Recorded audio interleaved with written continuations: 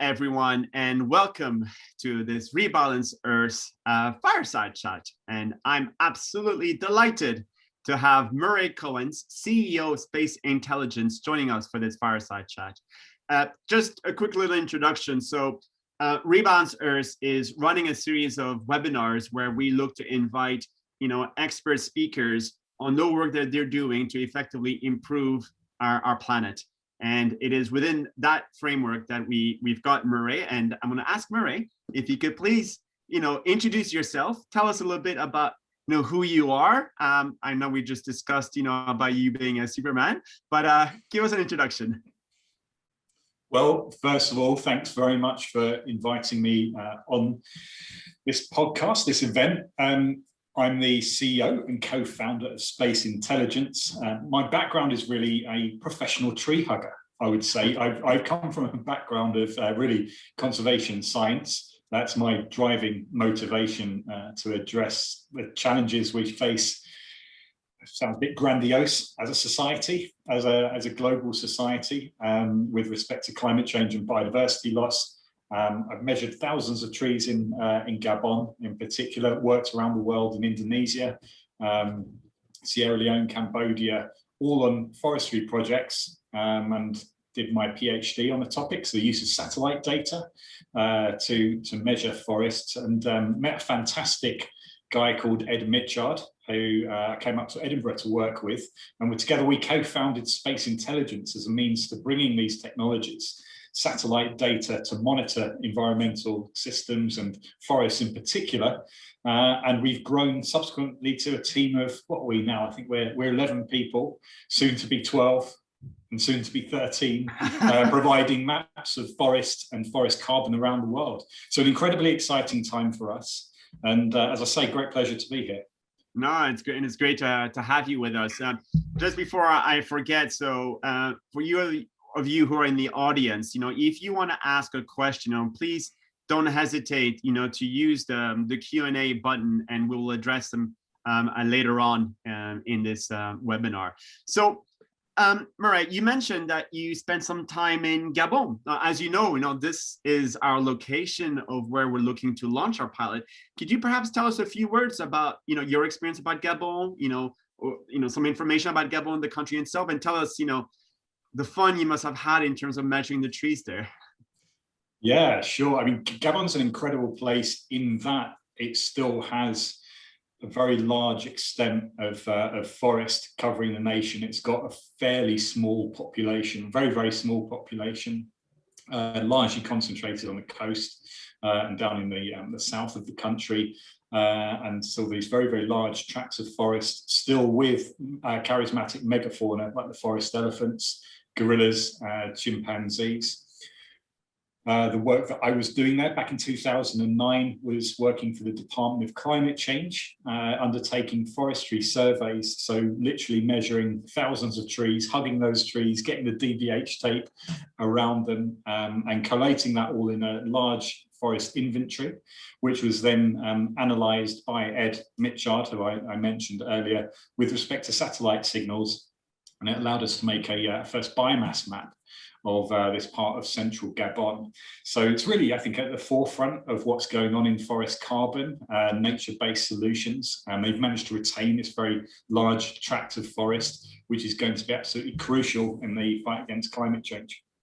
Indeed. And what I wonder is, from that experience you had in Gabon, and also experience, you've had in Indonesia and in other locations, what was the stimulus that made you think, okay, I'm going to set up Space Intelligence? What was the trigger for you? It was really the increase in demand for undertaking mapping work as a consulting basis. So I was up doing my postdoc in Edinburgh, getting lots of requests to do bits and pieces of mapping work. As a postdoc or as an academic working as a consultant, you're constrained by your own time. Of course, if you have a company, you can hire people and you can start to deliver services at scale. So it's really the combination of increasing demand for those services and the ability to scale up having a tech company. Of course. And so Space Intelligence, you're building those maps, and can you tell us a little bit more about those maps, and in what ways are these maps being used? I mean, I'm assuming, measuring carbon offsets could be one of them, but can you tell us the whole array of how these maps can be used? Yeah, that's a good question, actually. So, I mean, even more abstracted than that, we're providing information for people who are trying to improve environmental management. So we've recently completed a piece of work in Scotland, undertaking national land cover mapping, and this supports natural capital asset index tracking. So the Scottish government reports on the natural capital that it has, but previously was restricted by the amount of geospatial information provided on a frequently updated basis to be able to track that natural capital.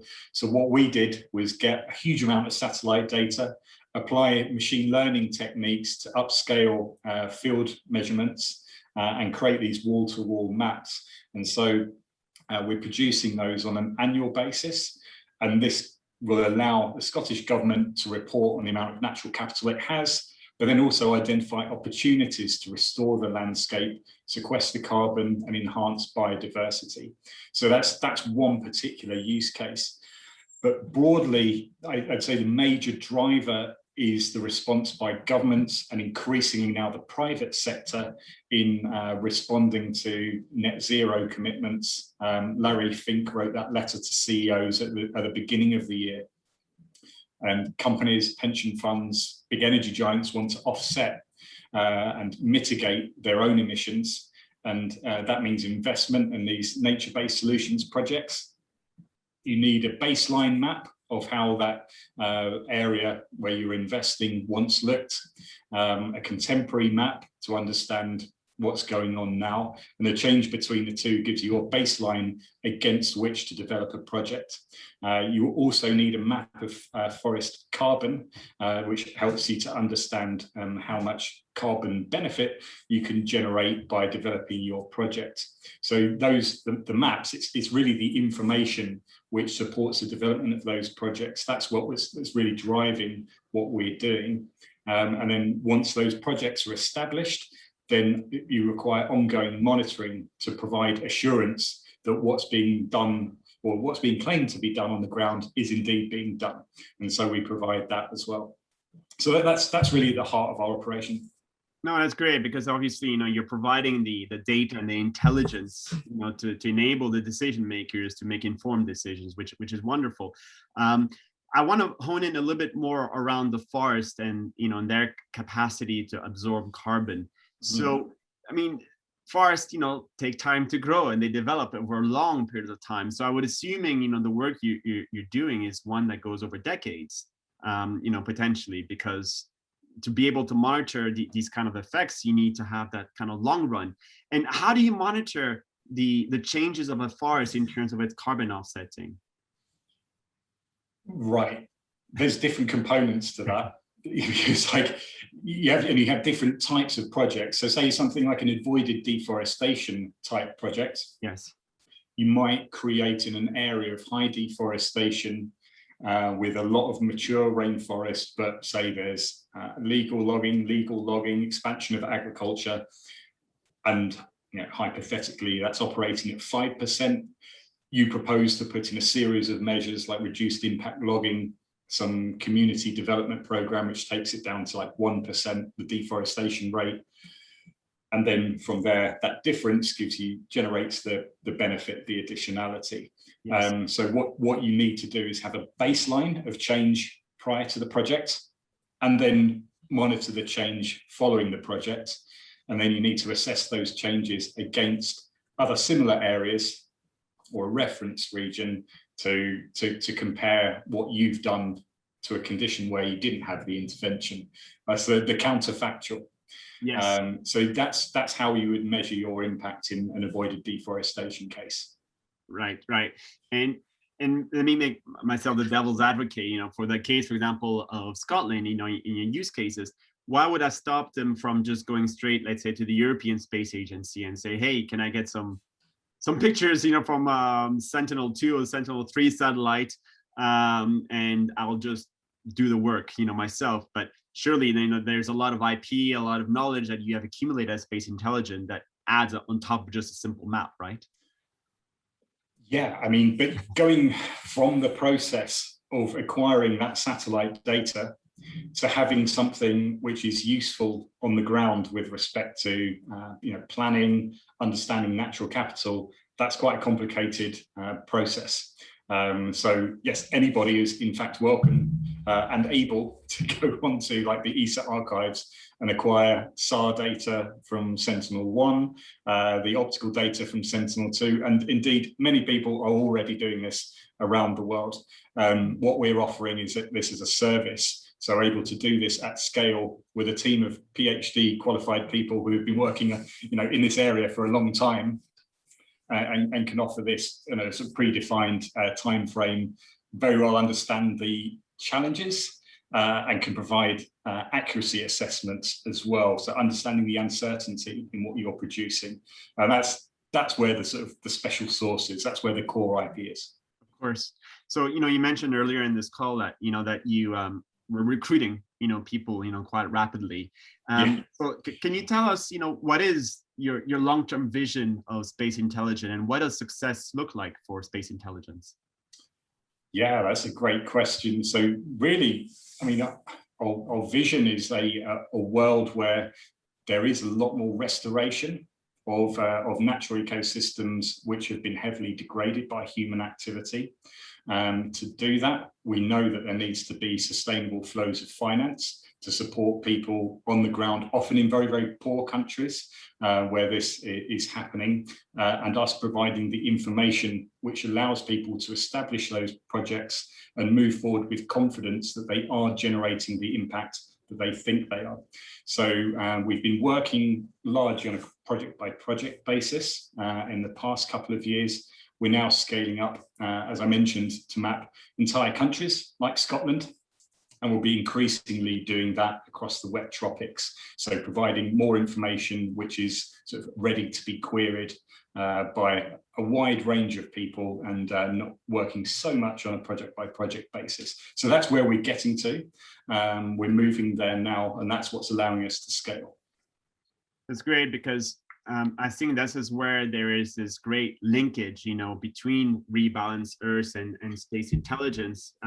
And I'd love, to get, your thoughts on it, because from our perspective, as members of the audience may be aware, Rebalance Earth is fundamentally here about channeling funds from firms who wish, and households who wish to offset to the carbon sequestration services rendered by, for example, the African forest elephant, and having those funds go to pay for park rangers and in terms of raising the living standards of the local communities in this area. But the key thing here about how we measure the impact those elephants are having from a carbon sequestration is based on the science that forests with elephants capture 7% more carbon than those without elephants. And what we want to be able to monitor in the long run is to say that when we're able to reintroduce elephants to those, eventually those virgin forests who've lost their elephants, how can we monitor the impact over the decades to come that those elephants are doing in terms of biomass production, and enriching that forest and enriching the biodiversity? And that's where we look, to people like yourselves, Murray, to help work with us in partnership to do that. And I want to get your point of view of how do you see that happening, and how such a partnership could work out.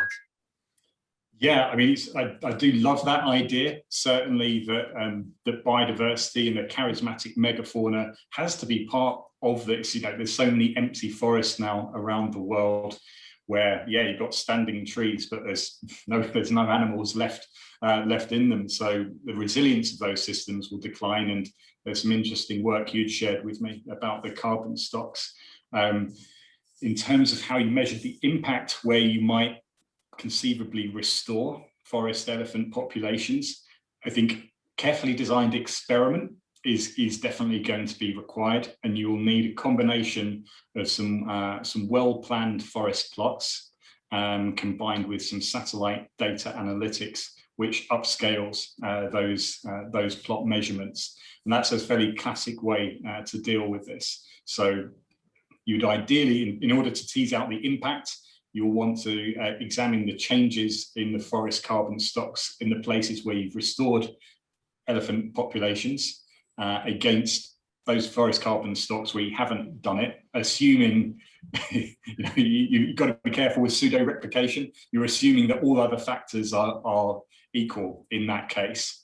And you would want to monitor those plots over time with remeasures and complement those assessments, as I say, with satellite data analysis. And it may be possible to tease out the differences in the performance of those forest carbon projects. The highest quality way you could do it, the highest level of precision you could work with would be to get a load of aerial LiDAR data. That would be a lot more expensive to do, but that would give you really that precision. But yeah, that depends on how big your reserves are, how deep how deep the coffers flow. So can you actually tell us a little bit about LiDAR data for those members of the audience who are not familiar with what it is, in terms of what does it bring in addition to other sensors? Yes. Okay. So, I mean, let's assume if there's anybody listening who's working from zero, broadly sort of remote sensing, Earth observation remote sensing, you have passive remote sensing. So you're working with the reflected sunlight on the surface of the Earth. That's like Sentinel-2, the Landsat series, a lot of the high resolution commercial data sets like Worldview, Planets offering, for instance. Active remote sensing involves emitting pulses of energy at the surface of the Earth. So radar is radio detection and ranging. So firing out pulses of microwave energy at the surface of the Earth. And then at the sensor, you're listening to the ping back, the scattered energy. Laser light detection and ranging is another form of active sensing, but instead of using microwave energy, you're firing out pulses of laser light. And there are some spaceborne platforms doing this, but to get like the highest spatial resolution and the highest accuracy, if you were to try to estimate the amount of carbon in the forest, this is deployed on an aircraft. So a jet flying around, firing out pulses of laser light, and you can build up this very, very precise image of the forest, and from there develop some very precise estimates of the amount of forest carbon. But then that's an expensive operation. It just gives you that immense amount of detail. It's harder to scale, obviously, because you're flying aircraft around, whereas satellites are just orbiting the Earth and acquiring information over very, very large areas. So yeah, it's quite a long and involved answer. No, that's great, because I know I've always been very curious about it. So thank you for that explanation. And just before we're going to move in a little while to some of the Q&A that are coming up. So I appreciate we got two questions already, but if you'd like to ask your questions, please do feel free to post them. And we'll come to them very shortly. But Ray, I just want to spend maybe just a bit of time now talking about the actual satellites themselves. Could you tell us, about the type of satellites you're getting, where you're sourcing them from, and why, and what is it they provide? Because, I mean, obviously, I mentioned the European Space Agency satellite as one example, but do you want to give us some insights about the satellites you use? Yeah, definitely. So the big picture and the exciting thing is there's a massive proliferation in the number of satellites and availability of different types of sensors in space. What we do is in our analytics chain, involve a combination of the active radar sensing, which I described, and also the optical data. And so what that allows us to do is really capture a really coherent picture of a landscape, because you're getting reflected sunlight, tells you about the health of the vegetation, also its properties with respect to sunlight, which are different to its properties with respect to the reflected microwave energy. And that's more about the structure of the vegetation, right? So if you're firing out pings of microwave energy at like 23 centimeters in wavelength, that bounces off the structure of the forest, so the limbs and the trunks, and that gives you some indication of the amount of biomass. Whereas like the reflected sunlight tells you other things about the properties of the forest or the types of vegetation that you're looking at. So what we do is integrate and fuse all these different types of data to produce very high accuracy maps. You mentioned the European Space Agency Copernicus program. It's fantastic, producing a free and open radar C-band, so around 6 centimeters in wavelength. And then the optical satellites are multispectral, so lots of different wavelengths of sunlight being detected by the sensor. And they are they're high, moderate to high resolution satellites, giving you resolution up to about 10 meters on the ground, and that's freely available, which is a remarkable achievement. You then have the Landsat archive from NASA, which goes back decades, Landsat 8 being the latest iteration, and so that's been one of the go-to sources of data in the past decade since the archive was opened up. But now increasingly what you're seeing is offerings from the private sector, so Planet Labs, for instance, Maxar, Airbus Defence and Space, and they offer similar types of sensors, so like radar sensors, but of much higher resolution. So a company called ICEYE offers those radar images, but at sub-meter resolution. So that is matched by the optical satellites as well. You'll hear satellites like Worldview provide 30 centimeter resolution on the ground. So, which is pretty astonishing, right? From space, you're looking down, you begin to see individual trees at that point. So what we do is we tend to use the satellites which are useful for purpose. Our purposes are typically habitat mapping and carbon mapping, where it makes sense to do things at a landscape scale and relatively coarse pixels. And then we use occasionally those high resolution data sets to spot check our analysis. So say we observe some deforestation, you may want to spot check that is that really the case? You want to validate your maps, and you can use some very high resolution data and zoom in and see if trees are over and forests are being cleared. Again, sorry, very, very, very long answer. No, that's perfect and fascinating. And it actually leads me to a quick follow-up question, or maybe not so quick, is you're getting all these different sources of data. At some stage, you have to overlay them, to have this kind of holistic image. Is this something that is done manually, or is this something where you use a bit of machine learning and AI to help you achieve that? So when I cut my teeth, started doing my postdoc, I was writing like bash scripts to go onto the ESA server and pull down individual scenes and as you say, like manually create stacks. The way technology develops, it's so fast now. I mean, that's old hat, really. We just work in the cloud. Yes. And that's where we do the work to fuse the data sets and analyze them in concert. And that's when the artificial intelligence and machine learning components come in. So really the task is to upscale sparse measurements we obtain from the field and develop relationships with the signals from the satellites. And that's what allows us to do what we do. That's brilliant and fascinating. Well, thank you very much for that, Murray.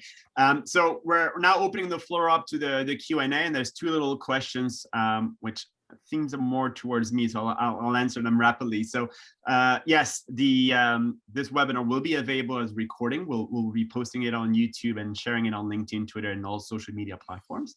And then the second question was, I'll just read it out loud because we are full believers in transparency at Rebalance, which is, sorry to ask the question, but don't you think that there is a big risk that the funds for conservation don't reach poor people, and that conservation by big companies and corrupt governments becomes a form of green colonization? And that is a fantastic question, and one that for us is something which we wanted to mitigate that risk completely, and we mitigate it in a number of ways.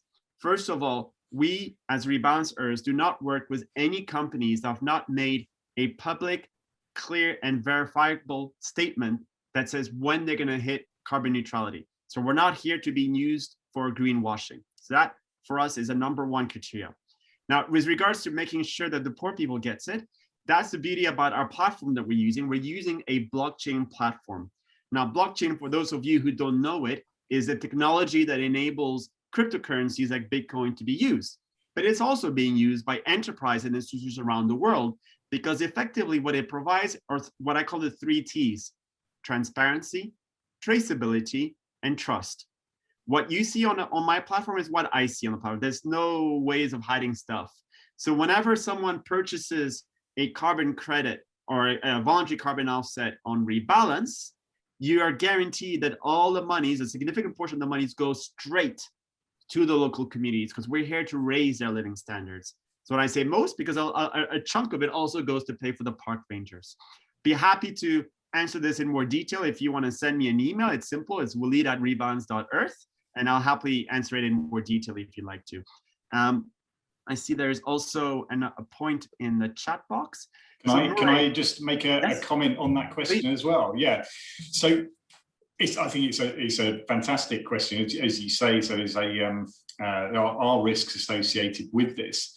I would highlight the work of the standards organisations, and in particular Plan Vivo. I think I mentioned to you, Walid, when we'd spoken previously. So they're an organisation that provide a set of standards for the establishment of forest carbon projects, and they are really like pro-poor, pro-biodiversity. And so they have a series of steps which you need to follow in order to receive their certification and ensure indeed that the anonymous attendee has asked that question: how do you ensure that people get those benefits?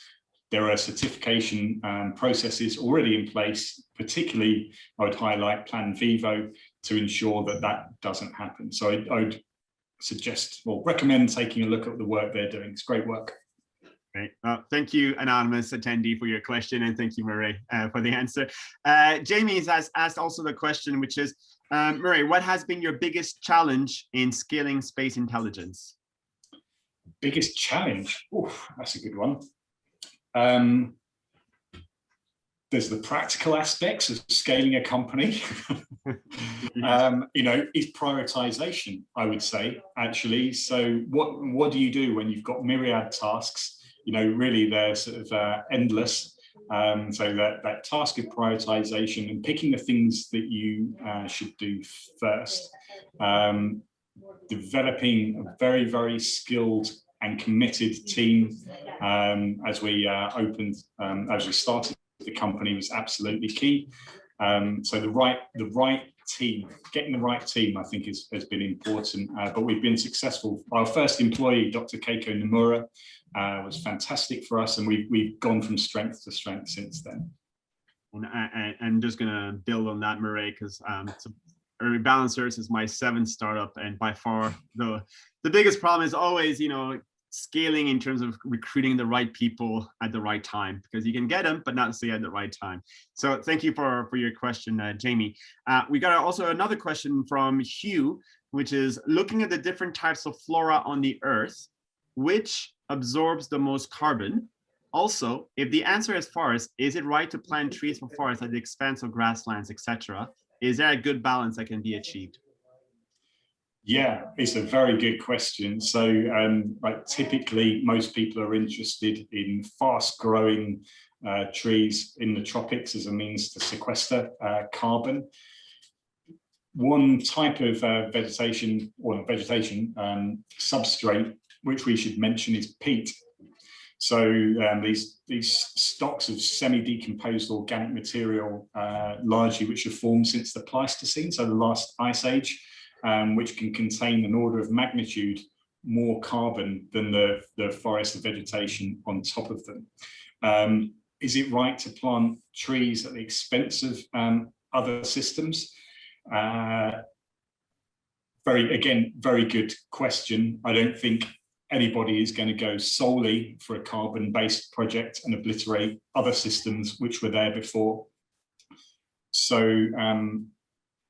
there are safeguards which are in place already. So take, for instance, like Plan Vivo, if you're setting up a project with them, you need to make sure that the area that you're working in, if it's deforested, it hasn't been deforested in the past 10 years. to avoid that perverse incentive of incentivizing deforestation in order to gain credit by doing reforestation. But that process also focuses you on doing reforestation in areas which don't have a negative impact, for instance, on natural grasslands. So I think, again, good question. These decisions are made on a multi-criteria basis, so incorporating biodiversity as well. Exactly, and I was just going to jump in also to add that point, which is the thing is that for too long we've had two conversations in the world, one around climate change and carbon offset, and the other one around biodiversity, and that's where, if you want, we found there was an opportunity here by forming Rebalance Earth, which is to focus on the keystone species, the megaflora, because they bring those two conversations together. So if you think about it, an African forest elephant, or like any other keystone species, they perform a whole range of ecosystem services.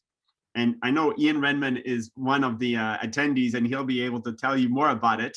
But they offer this whole range of ecosystem services. It just happens that today there's only a market for one of them, which is the carbon offsetting. And the approach that we want to do at Rebalance, in partnership with Murray from Space Intelligence and a number of other organizations, is to get a whole wide array of data so we can start understanding the other ecosystem services, so we can ultimately put a dollar sign to it. Because the more you can associate ecosystem services to a market, the more you can protect those keystone species who protect the forest and who protect other rich ecosystems. But that's a long-term goal. That takes, I'm guessing 20 to 30 years kind of timeline. But it is one that needs to be addressed. You cannot address climate change without talking about that biodiversity, and vice versa. You need to bring those two together. Yeah, I mean, there's got to be the question about the commodification of nature, right? Everybody will have that as a thought, and I question the idea as well. I guess my perspective that I've distilled from doing this for a while and thinking about it for a long time is that when we don't value nature, it takes a default value of 0. And that's where we are now. And that's why, so we act on information. We do act in a market economy, but there are market failures. So the information is incorrect about the value of nature for us and to maintain the integrity of life on Earth. So this is an approach to address that market failure, I think. I completely agree. I mean, for example, this keyboard, right? This keyboard has a cost. It's got human labor, there's maybe machinery and costs into it, but the ores or the plastics that have been used to build it, that was extracted out of the earth, that was for free, effectively. It was taken out of the earth at no cost. And that's the biggest problem, is that if you look at nations around the world, mainly at the moment developing economies, their relationship with natural capital is one of extraction. You take things out and you don't really pay for it, except through, of course, pollution. But that approach also is one of limits. It's limited. There's so much trees you can cut. But imagine if suddenly you can tell those developing nations, you can make more money by growing your biodiversity. An example is Indonesia. Indonesia, let's say, makes $1 billion every year from palm oil. And it cuts, ancestral trees to plant other trees, but those trees have no wildlife around them, right? There's no biodiversity. Now imagine if suddenly they realized they could make $2 to $3 billion by preserving their orangutans as a keystone species onto Rebalance, because we can link the relationship between orangutans and carbon offset and hopefully other ecosystem services. Then that changes the dynamic as a nation state, which is my relation with natural capital is one not from extraction anymore, but one about regeneration. And that's ultimately what we're trying to reach. So any other questions? I don't have any other questions that have been coming up from the community. So I don't know if you want to jump now and type in your question. Would love to take it on board. Whilst you're typing your question, Murray, now that we're coming out of COVID-19, hopefully, what do you see is going to be your biggest opportunity that maybe COVID-19 has restricted you, or has COVID-19 not restricted your work? I mean, we've still grown. You know, we've taken people into our team who work with people who I've never met. Very, very strange. So there's an opportunity to meet the team all together. I'm very much looking forward to that. But in terms of project development, there's been a couple of activities which have been restricted by the fact that the partners in country in places like South America and Central Africa haven't been able to go out into the field because of COVID. And we're now seeing that opening up, people going back to do data collection and so on. So we'll see more projects coming on board, supplying that information. And we're seeing a lot of demand, actually. So by demand side, I mean principally sort of energy sector, financial services. So really, we'll be scaling up our operations in terms of availability of data sets for people to develop those projects. But we will also be just moving more quickly with things which have been on hold a bit over the past few months. So I was going to ask you that question about, you know, the buyer side. So you mentioned the energy sector. And do you find you're getting more work coming from the private sector, or do you get work also, like you mentioned earlier on, you know, the Scotland use cases from maybe governments and the public sector in general? I mean, it is a combination, but the growth really does seem to be in the private sector. And so I think that's a positive thing. Yeah. It really that we've moved from a position where we've had high level narrative and the need to take action, but then what next? You do need people to put money where their mouths are. And that is happening. We're seeing that now. So people starting to ask us about where to develop projects, where to source projects, how to develop them in a positive way. So we can point them to organizations like Plan Vivo, who have that certification process. So yeah, I'm really excited by all of that. And as I say, it's increasingly driven by the private sector rather than public.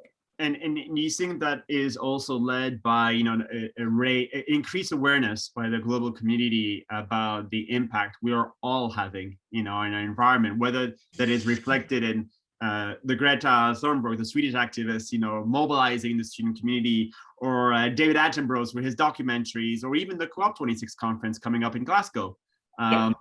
Is there a link, you think, between all of that? Yeah, I think it's in the ether. Yeah. Right. I mean, there's people like Ian Redmond, who's like this great, is on the call. You know, so people who've dedicated their lives to conservation. People like David Attenborough, you know, have shown the world in all its wonder. He's like finally now saying, well, it doesn't actually look like how I portrayed it anymore, because of there's billions of us. Whereas, you know, even 50 years ago, there was only a couple of billion of us. So we have the awareness, I think. That's great.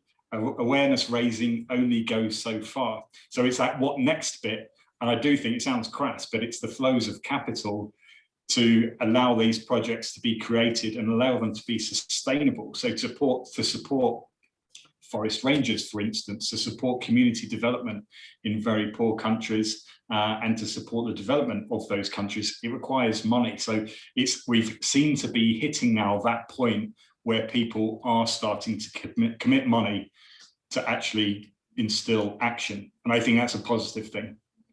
I completely agree. And one thing we haven't touched upon, because I appreciate it's probably not your area where you're looking at, is, and that's related to the last question we just got now from Hugh, which is the ocean. You know, most of our planet is covered by ocean. And whilst it's easy for us to monitor, easy-ish, I'd say, to monitor keystone species on land, it's a lot harder in the ocean. And Hugh, just in terms of, you know, the carbon sequestration services, Ralph Chami, who is the assistant director at the IMF, a co-founder of Rebalance, they wrote a piece, a paper that analyzed the carbon sequestration services of a great whale, which is worth $2 million. And basically that is based on their eating habits. So then when they poop in the ocean, it is, you know, towards the top of the surface of the water, and that poop helps to fertilize the phytoplankton, which are the greatest source of carbon capture on our planet. Murray, have you actually considered, maybe even doing some maps of the ocean, whether it is, concentration of photoplankton or even of algae or mangroves? I mean, what have you thought about these things? Mangroves, yes. We've actually done that. We've completed a project doing mangrove mapping. Great. So yes, possible, and we've done it. So this is like broadly this idea of blue carbon. Yes. Seagrass is getting a lot of attention. It's possible to do some of these things with satellites. You're really constrained by the turbidity of the water. So you can see down in like very, very clear waters of the tropics. You can actually see down and see coral down to like 10, 15 meters. Oh, wow. It's possible. But as soon as you start getting waves and, sediment in the water, it's really obscured. The question about, Hugh's questions specifically about tracking individual or populations of animals. So yes, it's possible to detect them in very high resolution, spatial resolution data. So whales, obviously very, very large, very high resolution satellite will give you 30 centimeter pixels. So you're getting a lot of pixels per whale. Yes. That's possible. The challenge is with a high resolution satellite, you're looking down with basically like a telescope on quite a small surface of the ocean. So to get that data across the entire ocean is very, very, you generate a huge amount of data, and it would also be massively expensive to do, to task the satellite to do that. But to answer Hugh's question, it is possible to see whales like in Earth observation data from space. But the more promising technology is probably in terms of like GPS tagging. So to record their location makes a bit more sense, could possibly be used in combination. Perfect. And we mentioned Ian Redmond a few times. He actually just posted a link regarding assessments of orangutan habitats by UNEP. So if anyone wants to click on it, you're more than welcome to. Guys, unless if there's any last minute questions, I'm going to thank you. Oh, Ian, do you see a role for stratospheric airships rather than satellites?